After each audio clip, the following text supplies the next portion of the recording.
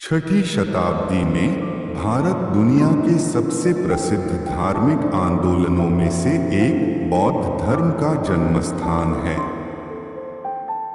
बौद्ध धर्म की स्थापना सिद्धार्थ गौतम ने की थी, जिन्होंने मानवीय पीड़ा और मृत्यु की समस्याओं का समाधान खोजने के लिए अपने शाही जीवन का त्याग कर दिया था और ध्यान के माध्यम से आध्यात्मिक ज्ञान प्राप्त किया था, जिसे बुद्ध के नाम से जाना जाता है।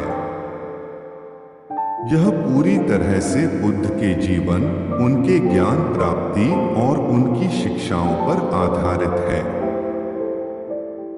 गौतम नेपाल की तलहटी में स्थित कपिलवस्तु के शाक्य वंश के प्रमुख राजा शुद्धोधन के पुत्र थे। हालांकि उनकी सामाजिक जाति के विशेषाधिकार उन्हें घेरे हुए थे, लेकिन गौतम का झुकाव आध्यात्मिक था और उन्होंने जीवन के सही अर्थ को समझने की कोशिश की। यात्रा करते समय एक दिन उनका सामना एक बूढ़े व्यक्ति, एक बीमार व्यक्ति, एक मृत शरीर और एक तपस्वी से हुआ। उनकी दयनीय स्थिति को देखकर गौतम को यकीन हो गया कि सभी अस्तित्व का अंत हो चुका है। बुद्ध की शिक्षाएं, बुद्ध के सिद्धांत या शिक्षाएं पूरी तरह से मनुष्यों को दुख से मुक्ति दिलाने के उद्देश्य से हैं और इन्हें सामूहिक रूप से धर्म या धम्म कहा जाता है। यह बुद्ध द्वारा सिखाए गए सत्य को प्रकट करता है और लोगों को आर्य अष्टांगिक मार्ग का अनुसरण करने के लिए प्रोत्साहित करता है, जो उन्हें ज्ञान प्राप्त करने की ओर ले जाएगा। बुद्ध ने सद्गुणों को महत्व दिया: ज्ञान, दया, धैर्य, उदारता और करुणा। बौद्ध धर्म का मूल बुद्ध की शिक्षाओं से बना है। 3 सार्वभौमिक सत्य, 4 आर्य सत्य तथा अष्टांगिक आर्य मार्ग। 3 सार्वभौमिक सत्य, जैसा कि बुद्ध ने उपदेश दिया, 3 सार्वभौमिक सत्य हैं। ब्रह्मांड में कुछ भी नहीं खोता। ब्रह्मांड में सभी चीजें एक चक्र में मौजूद हैं। पदार्थ ऊर्जा में बदल जाता है, जो बदले में वापस पदार्थ में बदल जाता है। एक पौधा मिट्टी से उगता है, एक मृत पत्ता मिट्टी में सड़ जाता है। मनुष्य मनुष्य से पैदा होता है, जो फिर से मनुष्य को जन्म देता है। इस प्रकार कुछ भी नहीं खोता है और ब्रह्मांड जो कुछ भी लेता है उसे वापस कर देता है। सब कुछ बदलता है। इस दुनिया में कुछ भी स्थायी नहीं है।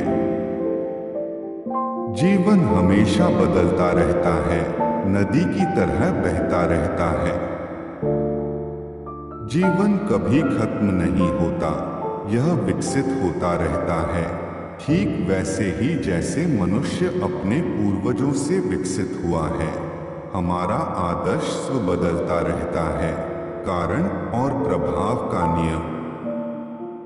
बुद्ध कारण और प्रभाव के नियम पर आधारित कर्म पर विश्वास करते थे।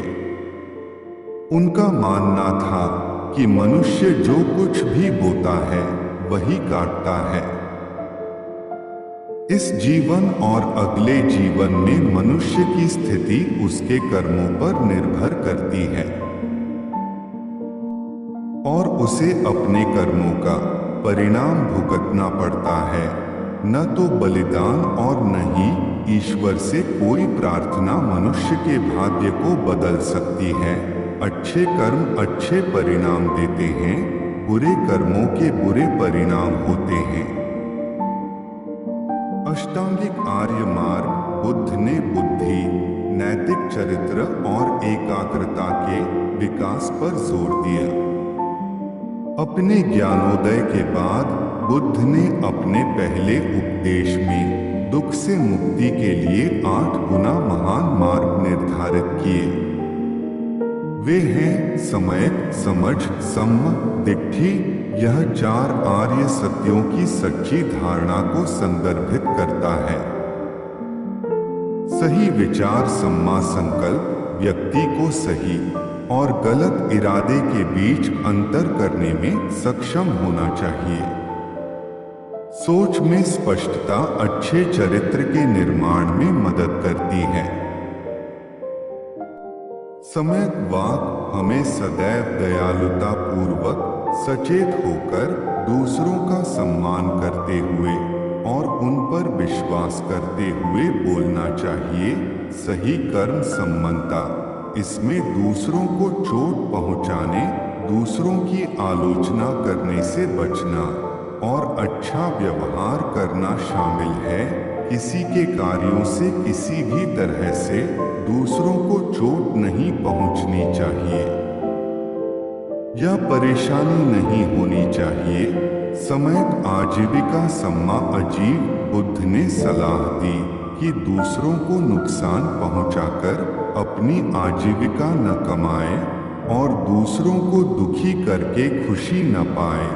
किसी की आजीविका कमाने का तरीका दूसरों के लिए दुख का कारण नहीं होना चाहिए। समय प्रयास सम्मावयम, इसका तात्पर्य है अपने लिए अच्छी आदतों को बढ़ावा देना, बुरी आदतों को छोड़ देना चाहिए और अच्छी आदतों को अपनाना चाहिए।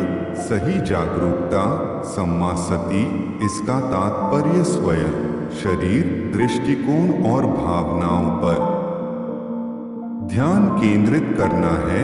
घृणा, लालसा और अज्ञानता को खत्म करने के लिए आत्म जागरूकता की आवश्यकता होती है। समयक एकाग्रता संपूर्ण समाधि, चेतना के उच्चतर स्तर को प्राप्त करने के लिए अपूर्णता और अनित्यता की समझ विकसित करने हेतु सच्ची एकाग्रता की आवश्यकता होती है।